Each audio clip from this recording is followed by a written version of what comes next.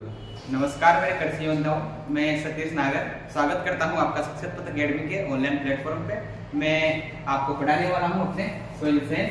तो soil science में सबसे पहले जो भी स्टूडेंट अपने तैयारी करता है उसका पहला सवाल ये रहता है कि सर इसमें से अपने कितना वेटेज रहने वाला है, कितने क्वेश्चन आते हैं अपने जेट में। तो सबसे पहले मैं आपको वही बताता हूँ। चलिए देखते हैं अपने जो है कि सोइल साइंस में क्वेश्चन जो है ना 8 से 10 क्वेश्चन आते हैं। और जैसे कि इसमें अपने एग्रोनॉमी और सोइल साइंस में कुछ जो टॉपिक है जो सिमिलर है, जैसे कि अपने पोषक तत्व,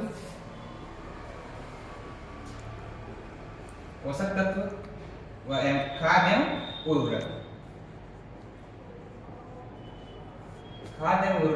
तो इसके क्या अपने को एग्रोनॉमी में भी देखने को क्वेश्चन मिलते हैं दोनों चैप्टर से। तो यहाँ पे अपना क्या वेटेज बढ़ के 10 से 12 हो जाता है और 12 से 14 हो जाता है। पिछले साल और पिछले साल यहाँ पोषक तत्व से 2 से 3 क्वेश्चन आए थे रेगुलर। 2 से 3 क्वेश्चन पूछ ही रहा है, तो ना ध्यान रखेंगे इस बात का। तो अपना वेटेज क्या होता है, इंक्रीज हो जाता है, बढ़ जाता है। अब देखिए अपने स्टार्ट करते हैं सोइल साइंस। सोइल साइंस सबसे पहले सोइल जो है सोइल साइंस, सोइल ये ना अपने शब्द आया कहां से। सबसे पहले देखते हैं कि जो सोइल है अपने लैटिन भाषा का वर्ड है। कहां का है? लैटिन भाषा का वर्ड। लैटिन भाषा का भी कौन सा वर्ड किससे लिया गया है? सोलम से। इसका अर्थ क्या होता है? इसका अर्थ होता है फर्श या फ्लोर। क्या होता है? फर्श या फ्लोर। अपने देखते हैं कि सोइल साइंस पढ़ रहे हैं तो सबसे पहले अपने इसकी बेसिक नॉलेज होनी चाहिए कि सोइल जो शब्द है अपने लैटिन भाषा से लिया गया है। लैटिन भाषा के सोलम शब्द से लिया गया है, जिसका अर्थ क्या होता है? फर्श या फ्लोर। अब देखते हैं अपने इसमें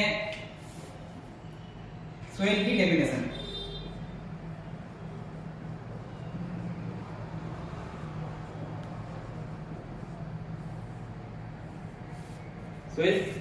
सोइल जो है अपने प्राकृतिक पिंड है। ये जल, थल, वायु और जैवमंडल के परस्पर संयोजन से बनती है और ये पौधों को आंतरिक सहारा प्रदान करती है। क्या करती है? आंतरिक सहारा प्रदान करती है। ये होती है क्या? प्राकृतिक पिंड है। क्या है? प्राकृतिक पिंड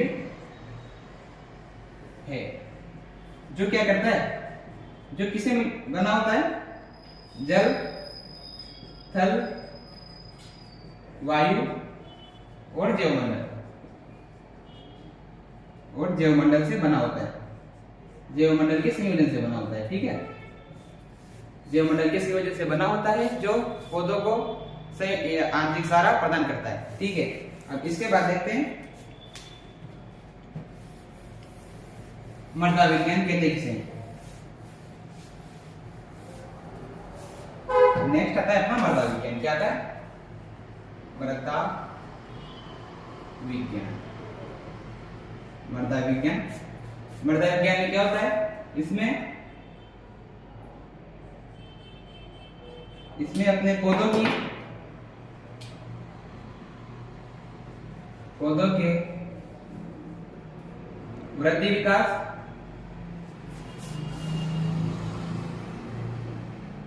विकास का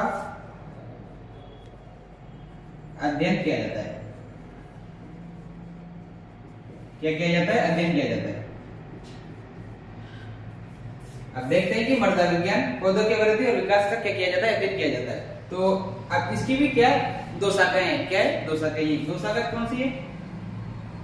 दो शाखाएं जिनके अंतर्गत अपने मृदा विज्ञान का अध्ययन किया जाता है। दो शाखाएं हैं अपनी, पेडोलॉजी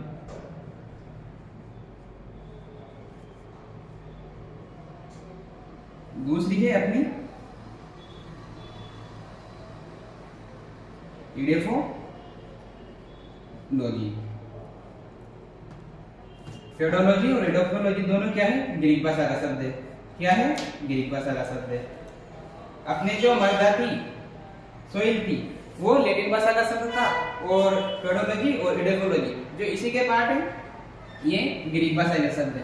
तो देखते हैं कि पेडोलॉजी और इडेफोलॉजी होता क्या है। जो मृदा विज्ञान के शाखाएं हैं, क्या है? शाखाएं हैं। तो इनमें पेडोलॉजी में क्या होता है? अब देखते हैं। पेडोलॉजी कहती है कि मृदा क्या है? एक प्राकृतिक पिंड है जिसमें पौधों के पोषक तत्व, इनके जो आहार है वगैरह, जो पोषक तत्व है, न्यूट्रिएंट्स है, उनका अध्ययन किया जाता है। क्या किया जाता है? ये कहते हैं कि प्राकृतिक पिंड है। क्या है? प्राकृतिक पिंड है जिसमें पौधे के उत्पत्ति, पोषक तत्व व वितरण का क्या किया जाता है?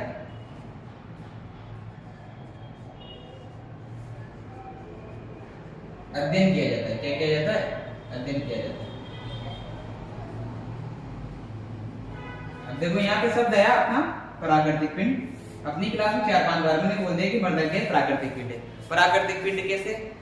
सोइल क्या है? नेचुरल बॉडी है। ना तो अपने सोइल को बना सकते, ना बिगाड़ सकते, ना मिटा सकते। जैसे अपने घर पे सोइल को तो नहीं बना सकते, नहीं बना सकते, और ना ही अपने क्या सोइल को मिटा सकते। ये क्या है? नेचुरल बॉडी है। ठीक है। और इडेकोलॉजी जो क्या बोलता है? इडेकोलॉजी के अनुसार मृदा क्या है? प्राकृतिक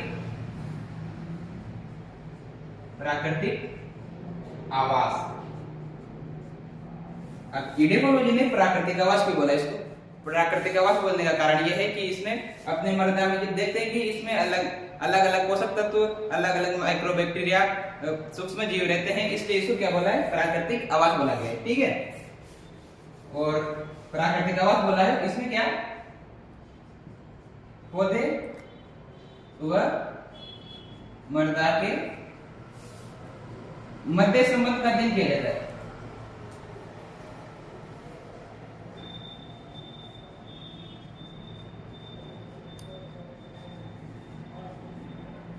इसमें क्या किया जाता है? ये इडेकोलॉजी कहती है कि मृदा क्या है? प्राकृतिक आवास है। इसमें पौधे और मृदा के बीच में जो संबंध होता है उसका अध्ययन किया जाता है। ठीक है। अब इसके बाद में देखते हैं मृदा की विशेषताएं। विशेषताओं के पहले देखते हैं कि अपने जो मृदा विज्ञान है इसके जनक कौन है, सोइल साइंस इसके जनक कौन है। देखिए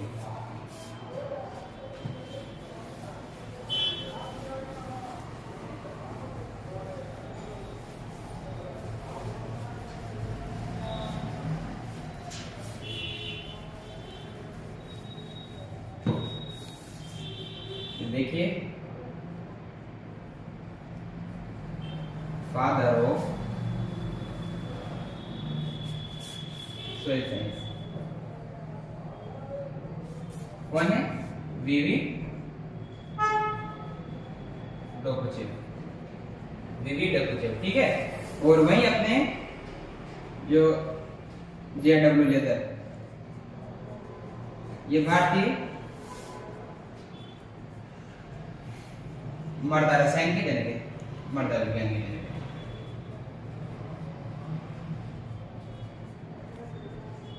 ये जो अपने भैया जेडब्ल्यू लेदर है ना, इन्होंने क्या किया? इन्होंने सबसे पहले यूपी में अपने जो सारे मृदा हैं उनके सुधार के लिए जिप्सम का उपयोग किया। क्या किया? जिप्सम का उपयोग किया। अब देखते हैं कि ये भी क्वेश्चन जेड वाले का बहुत फेवरेट है कि चूने का अम्लीय मृदा का सुधार किससे करते हैं? चूने से करते हैं। और सारे मृदा का सुधार किससे करते हैं? जिप्सम से करते हैं। किससे करते हैं? जिप्सम से करते हैं। ये बहुत ही जेट वाले का फेवरेट क्वेश्चन है, 3-4 बार पूछ लिया। पिछले साल 2024 में पूछा था कि सारे मृदा का पुनर्ग्रहण कैसे किया जाता है। अब क्वेश्चन से हमें बस लैंग्वेज चेंज कर दी, क्या? पुनर्ग्रहण। अब बच्चे कंफ्यूज कि पुनर्ग्रहण होता क्या है। पुनर्ग्रहण कुछ नहीं, वापस पाना, सारे मृदा को वापस पाना। कैसे? ठीक है। तो सारे मृदा के लिए जिप्सम का, और चूना किसके लिए? अम्लीय मृदा के लिए। ठीक है। ठीक है, बहुत ही बढ़िया। और अपने एक बहुत अच्छा दिन आता है जिसमें मृदा विज्ञान दिवस मनाया जाता है।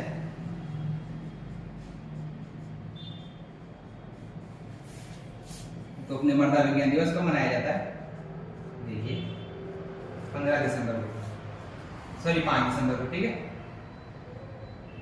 5 दिसंबर को अपने विश्व मृदा दिवस मनाया जाता है। विश्व मृदा दिवस, पूरे विश्व में मृदा दिवस मनाया जाता है।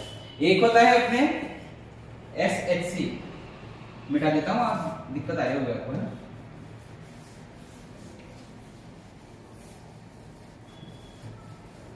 देखिए एक होता है SHC, ये होता है सोइल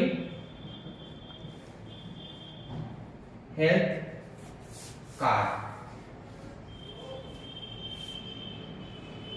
जैसे आपने चिरंजीवी कार्ड वगैरह नहीं होते, सेम वैसा ही है।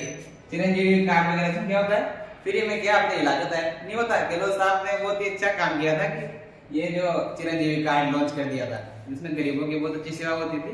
हॉस्पिटल में जाते थे, कोई पैसे वैसे नहीं लगते थे जिसके चिरंजीवी कार्ड हो। तो ये क्या अपने मर्दा का क्या है, चिरंजीवी कार्ड। इसमें क्या होता है, देखो इसमें क्या है, जैसे कि मेरी मर्दा है, मेरी क्या जमीन है और मैं क्या अपने खाद उर्वरक का प्रयोग करता हूँ।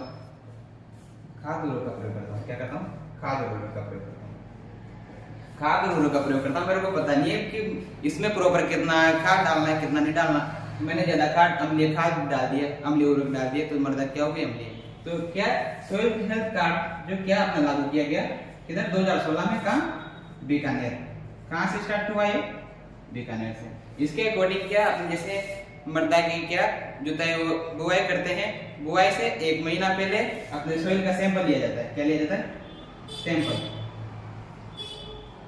सोइल का क्या लिया जाता है, सैंपल लिया जाता है। उसमें अपने खेत के अलग अलग कोनों से सोइल के सैंपल को उठा के लैब में ले जाया जाता है और वहां पे टेस्ट किया जाता है कि अपने को कितना उर्वरक देना है, इसमें कौन से उर्वरक की कमी है, किस अम्ल की कमी है, मर्दा अम्लीय तो नहीं है, मर्दा क्षारीय तो नहीं है, बाकी ये चीजें सब देखी जाती है। ठीक है, तो देख लो अपने सोइल हेल्थ कार्ड कब लागू हुआ है, 2016 में। कहां से लागू हुआ, बीकानेर से। ठीक है, अब अपने देख रहे थे क्या, मर्दा की विशेषताएं। मर्दा की विशेषताएं देखते हैं।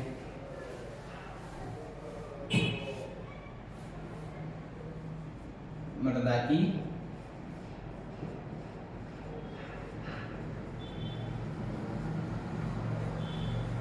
विशेषताएं सबसे पहले देखते हैं कि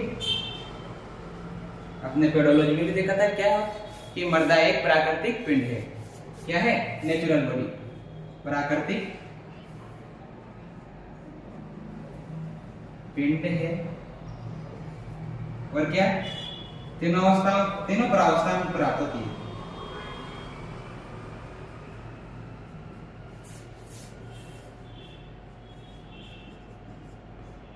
तीनों प्रावस्था किसे, लंबाई, चौड़ाई, ऊंचाई। अब देखो मोबाइल है अपना, लंबाई, चौड़ाई और ये अपनी गहराई बोल दो या फिर ऊंचाई बोल दो, एक ही बात है, गहराई या ऊंचाई। गहराई और ऊंचाई, देखो ये अपनी चौड़ाई होगी, ये अपनी लंबाई होगी, गहराई होगी,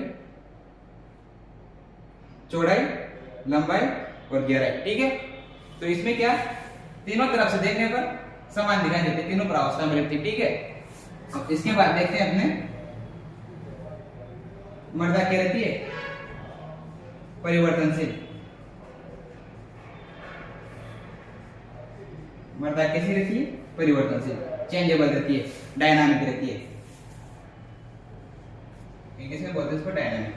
मर्दा होती है अपने डायनामिक होती है, क्या होती है, डायनामिक, परिवर्तनशील होती है। तो अपने मर्दा की विशेषता पढ़ ली, मर्दा का सामान्य परिचय पढ़ लिया। तो अब इसके बाद अपनी क्लास होगी कल से अपनी भी रेगुलर क्लास होगी, आज से। तो ये अपनी फर्स्ट क्लास थी, तो इसी के साथ अपने क्या कोर्स पूरा चलता रहेगा। तो अपने को मेहनत करते रहनी है। और कहते हैं कि लहरों से डरकंडों का पार नहीं होती और कोशिश करने वालों की भी हार नहीं होती। तो अपने को कोशिश करती रहनी है, गलतियां नहीं करनी।